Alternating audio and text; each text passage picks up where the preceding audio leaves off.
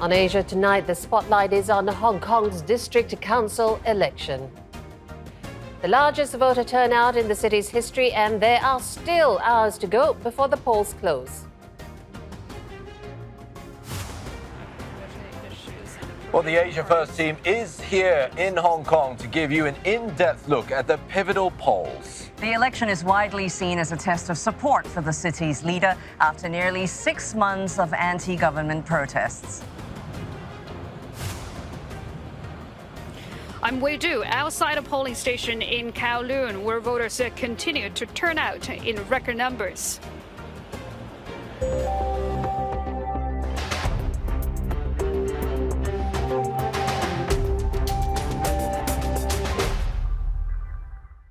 You're watching Asia Tonight. Hello, everyone. I'm Jill Newbronner. Now, a historic day in Hong Kong, which saw the biggest ever voter turnout for any election in the territory. As of 7 p.m. local time, more than 60% of the registered 4.1 million voters had cast their ballots for the District Council election. Our polls are set to close in a few hours. Long queues were seen outside polling stations today. Let's take a look at live pictures. And now we have seen the first poll since the city was rocked by anti-government protests in June. It is widely seen as a test of public support for the city's leader, Carrie Lam. For more on this, we're going to our Asia First team. Joining us live from Hong Kong, that is CNA's Adam Bakhtia and CNA's 938's Yasmin Yonkers. Adam, Yasmin. Thank you, Jill. Good evening from a nippy night here in Hong Kong. Last-minute voters have until 10:30 p.m. local time to get their ballots in. And as I understand, as long as they get in the queue by 10:30 p.m., they have the right to vote. But as you said, the turnout numbers have well eclipsed the last district council election. That was back in 2015. Many residents headed to the polls early today. And what that resulted in was hours-long queues at various districts. Some people even had to wait, Adam, over 1.5 hours in order to vote. Well, you'd understand why. In fact, because there was about more than half of the 4.1 million registered voters had to cast their ballots by late afternoon. Now, that exceeded the total turnout in 2015, which was around about 1.5 million. In the meantime, Chief Executive Carrie Lam was among the early voters today. Speaking to reporters, she praised the smooth operations of polling centres, despite the challenges in organising this year's election. Now, she also promised to listen more intensively to the views of local councils. I hereby pledge that the Hong Kong SAR government will continue to fully support the work of the district councils, provide more resources, and listen more attentively to the views and opinions expressed by the district council members on behalf of the local population. That's the Hong Kong Chief Executive Carrie Lam speaking right after she cast her vote this morning. Meanwhile, members of the protest movement have also urged residents to come out and vote. One of them, Jimmy Sham, a protest organizer for the Civil Human Rights Front, who was attacked by men with hammers on the campaign trail last month. Still, he hopes residents will vote for the future of Hong Kong. 我相信今日就係俾所有曾經出過嚟或者想出嚟而出唔到嘅嚟嘅人一齊可以表態，為香港嘅未來去投票。唔能夠話淨係做政治嘅事而唔理民生嘅工作，但係我哋更加唔能夠淨係理民生嘅工作而放輕政治唔去表態。I think that the most important thing the government has to do is to address the concerns and the opinions of the people that are raised by the majority of the public now, which is something that the government has not been doing since June. And that's why there is that much of a protest in Hong Kong that is happening in the moment. Some people might want, the vote show that, peace is more important. Some really want maybe democracy, the police issues, is more important. But whatever, I think if they vote, they believe into what they are representing, I think it's more important, because at least we are doing all our Hong Kong civilians, should be doing, right? This is our duty to vote as well. 我哋而家上咗年紀啦，呢個世界係為下一代而做嘢。係啊，最緊要大家每一個下一代，即係大家睇清楚、諗清楚下一代係點樣樣，呢個好緊要嘅其實。我哋而家 enjoy 到嘅嘢，下一代可能未必有我哋即係唔係必然咯，好多嘢。係啦，我哋唔企出嚟幫佢哋咧，就害咗下一代。Now, the district council election is normally really a low-profile one, but this time around it's seen as a test of support for the city's government after months of unrest, in fact, since June. Now, here's what is at stake. There are 452 seats in the district council being contested by over 1,000 candidates. Now, the councils, they're mostly, well, advisory bodies, really.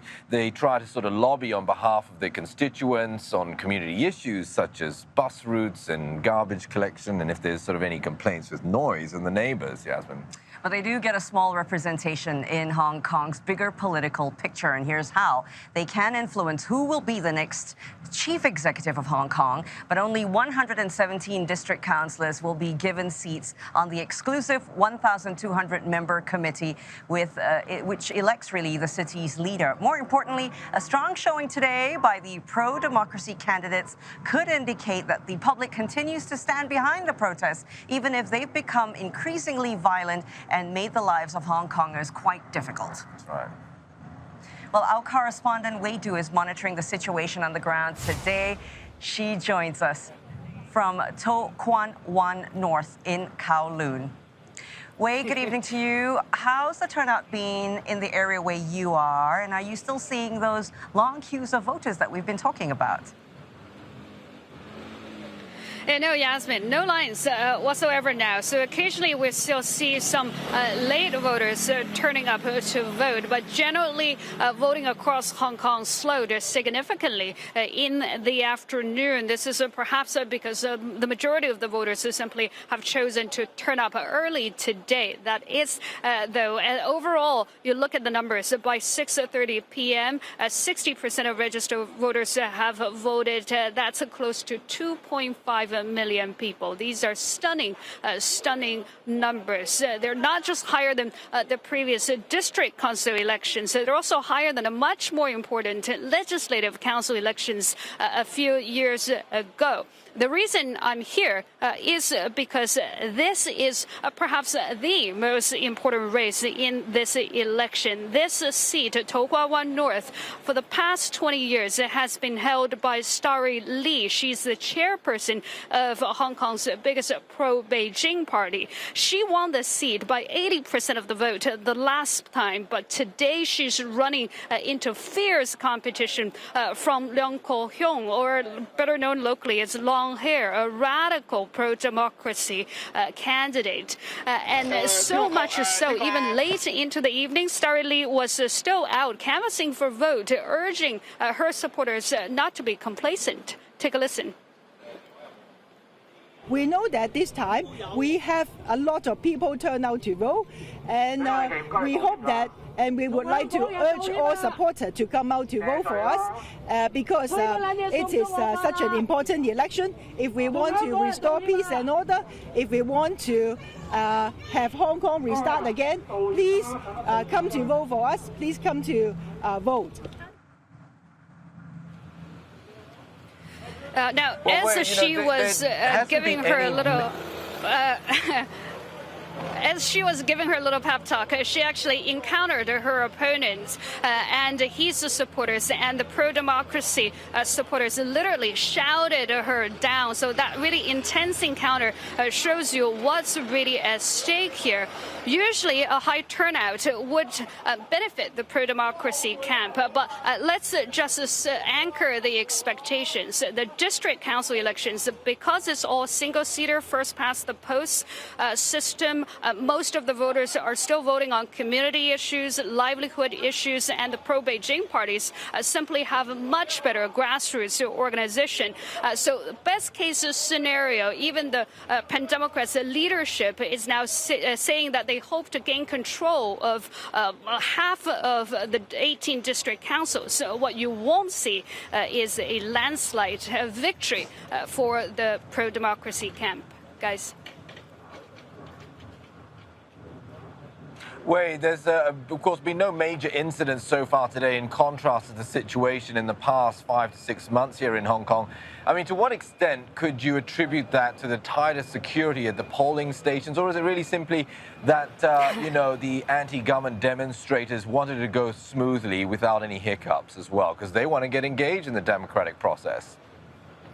Yeah, that's right, Adam. Actually, you can see some police officers. They were just behind me. And local media reports have said all of Hong Kong's 31,000 police officers have reported to work today. So you simply cannot discount that fact. That said, though, both sides are heavily invested in this election. For the pro-democracy camp, including the protesters, they are hoping to use this election as a referendum on the government.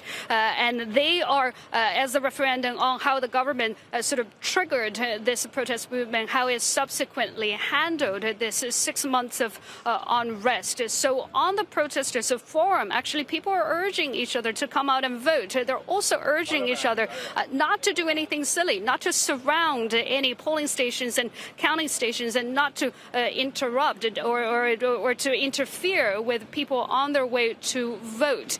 For the pro-government side, a lot of people are also claiming to be the silent majority, and they hope to make themselves heard. Where their message is that this violence is too much, and they simply want life to get back to normal. That is perhaps the more important factor here, is the fact that both sides have shown utmost respect for the democratic process so far. This is, though, only step one. Step two is, of course, for when the results come out, for both sides to respect these results graciously, winning or losing, guys.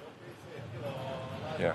Sure. I mean, it's a relief, at least, that this whole process has gone off without any hiccups. And, of course, more people are getting engaged in the democratic process here. And I have to say, Hong Kong is experiencing one of its most peaceful Sundays in a very long time.